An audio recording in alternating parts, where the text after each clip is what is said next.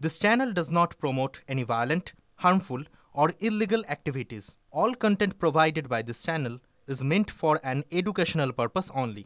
Top quality और consistent performance के लिए सिर्फ सिल्वर पंप नाम याद रखना।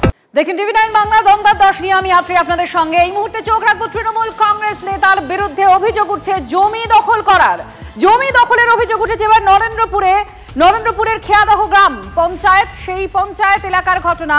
হরপুর এলাকায় জোর করে সরকারি জলা জমি দখল করার অভিযোগ উঠছে। বিস্তারিতভাবে জানবো, সত্যজিৎ আমাদের প্রতিনিধি সঙ্গে রয়েছেন। সত্যজিৎ, জলা জমি দখলের অভিযোগ উঠছে শাসক দলের নেতার বিরুদ্ধে, কি অভিযোগ? এই অভিযোগ প্রশাসন পর্যন্ত পৌঁছেছে কোনো পদক্ষেপ? আমরা জানতে পারছি যে খেয়াদহ 1 গ্রাম পঞ্চায়েত এলাকার হরপুরে প্রায় 9.5 বিঘে ওয়েটল্যান্ডের জমি, যারা সেই জমি দখলে ছিল, যাদের নামে পাট্টা ছিল, তাদের কাছ থেকে একরকম জোরপূর্বক দখল করে নিয়ে তৃণমূল কংগ্রেস নেতা রেস্টুরেন্ট করার চেষ্টা করছিলেন। আর সেই অভিযোগ পাওয়ার পরেই এলাকার মহিলারা তারা উপস্থিত হয়ে আপাতত তাদেরকে ভাগিয়ে দিয়েছেন। তবে সেই জমিতে লাগাতার কাজ হবে বলেও কিন্তু একরকম ভাবে আমরা জানতে পারছি, এবং যারা এলাকার তৃণমূল কংগ্রেসের নেতৃত্ব তারা সেখানে জড়ো হয়ে কার্যত হাতে শাবল নিয়ে সেখানে উপস্থিত হয়েছিলেন এবং জোরপূর্বক সেখানে রেস্টুরেন্ট করার জন্য।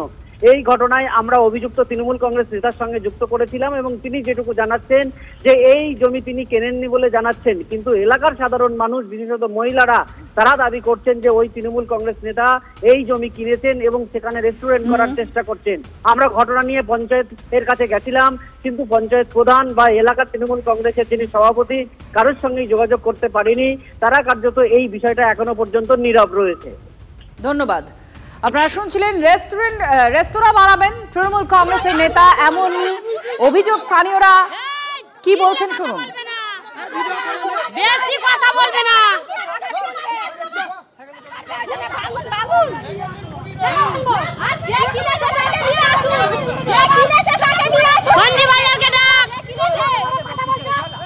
কোথায় গেল সঞ্জীব আল্লাহ?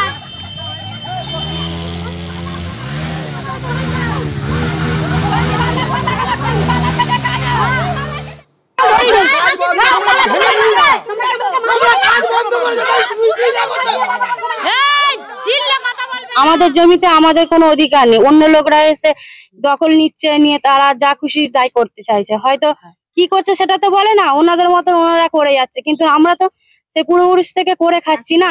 আমাদের জন্য ওনাদের বাইরের লোকদের জোর আছে? কাগজ দেখা কার কাছ থেকে কিনেছে, কে মানে কে কে কিনে মানে ওনাকে দিয়েছে, সেই সবগুলো দেখাক। তাহলে দেখাতে পারেননি না, কই কালকে কিছু দেখায়নি, আমরা এসেছি ওনারা চলে গেছে। এই যে এটা মানে এই ঘরটা বানাচ্ছে এই মিন্টু মন্ডল, এই লোক এখানে মস্তানি করতে আসে। আমরা চাষ করে খাই, আমরা চাষ করেই খাবো। এখানে আউট লোক আসবে কি বসবে এটা আমরা চাই না।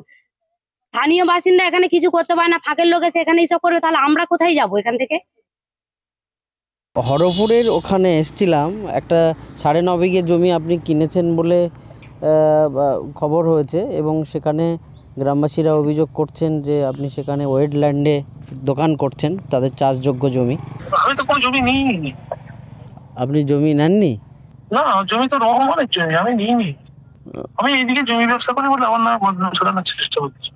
এই যে বদনাম করছে তারা কারা? ও সিপিএম এর আছে, সিপিএম আছে, বিজেপি আছে।